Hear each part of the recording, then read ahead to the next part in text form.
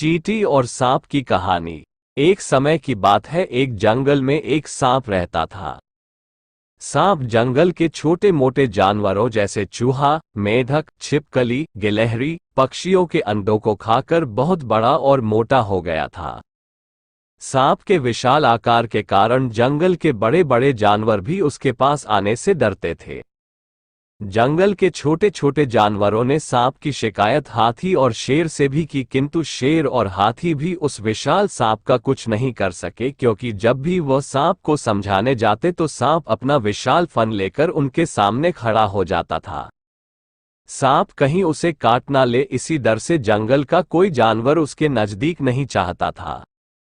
धीरे धीरे सांप को ये घमंड हो गया कि जंगल का कोई भी जीव उसका सामना नहीं कर सकता। सांप ने सोचा कि जब जंगल का राजा शेर ही मुझसे डरता है तो क्यों ना मैं भी एक राजा की तरह किसी विशाल घर में रहूं। ये सोचकर सांप एक विशाल बरगद के पेड़ के बिल में रहने लगा। सांप के आने से डर के कारण बरगद में रहने वाले सभी जीव जंतु और पक्षी उस पेड़ को छोड़कर चले गए। बरगद के पेड़ के पास ही चींटियों की बाम्बी थी। सांप जब भी कहीं जाता तो उसे रास्ते में चींटियां मिल जाती थी। चींटियां हमेशा अपने काम में व्यस्त रहती थी और सांप को नमस्कार नहीं करती थी। चींटियों का यह व्यवहार सांप को पसंद नहीं आया।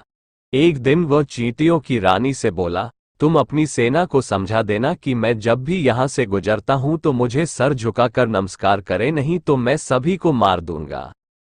सांप की बात चींटियों की रानी को बिल्कुल भी पसंद नहीं आई और उसने सांप की बात मानने से इनकार कर दिया।